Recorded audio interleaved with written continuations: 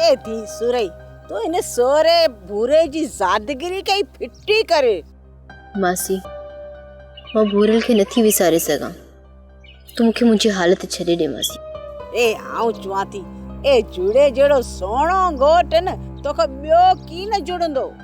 मासी आऊं इन जुड़े खे पंहिंजी जुती बराबर भी नथी समझां, तू जुड़े जी थी ॻाल्हि करी।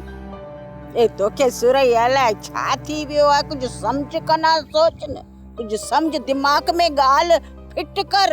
ए आऊं त तुंहिंजी भलाई लाइ थी सोचां। मासी एड़ो सोनी घोरे जो को कन्न छिने, तू केड़ी थी मुंहिंजी भलाई जी ॻाल्हि करी। ए मुंहिंजी धीअ ए जुड़े वटि तूं ॾाढी सुखी रहंदी, सुख सां जीअंदी। ए उते कोई कोन्हे, न ससु न सोरो। ए तूं हेकली ए पिंड वसवारी हूंदी जीअं खपे तूं कर। मासी आऊं तोखे छा चवां।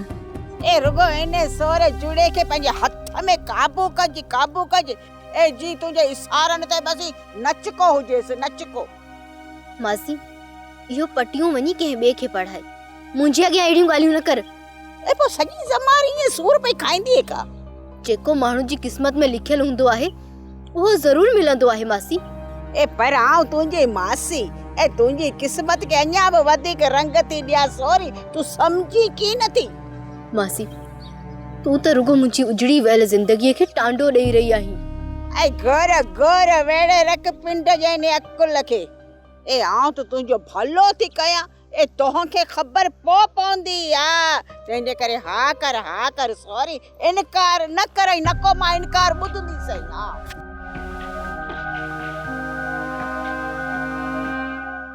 पटेल अच्छी ॾाड़ीअ सां आहे, असांजो वॾो आ, अव्हां जे करे हुन सां जहिड़ो थियो न। ऐं अव्हां पलांद करण खां बग़ैर गाॾियुनि में साईं पटका ॿधी घुमंदा था वतो। पलांद कयो तॾहिं मञी थो साव पटेल जो। हे राणा खान असां हेयारी वञी था हिन सिलूड़े जे सिर खे टांटो ॾियूं। ए हा राणा खान तूं हरिया भरिया जो असांजा नक न वढ। सच तो चवां, सच तो चवां, नक कोन तो वठां। यार काबू दुख जी ॻाल्हि आहे, दुख जी ॻाल्हि आहे।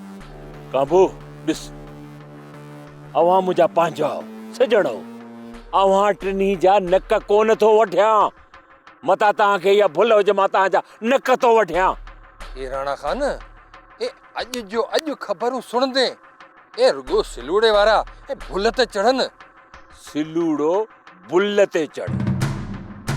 वाह रबुआ पलांद करण वारा वझ कोन ॻोल्हींदा आहिनि, तूं वञी कंदा आहिनि मैदान ते।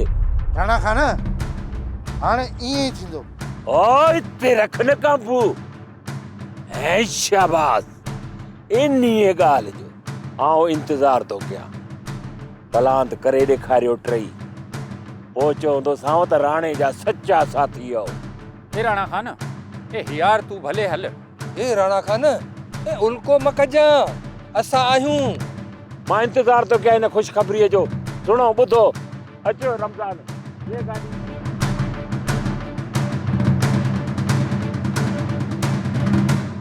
सोप सीरियल सारंग जा तमाम एपिसोड्स ॾिसो HD क्वालिटी में। विजिट करियो असांजो YouTube channel Sindh TV HD drama.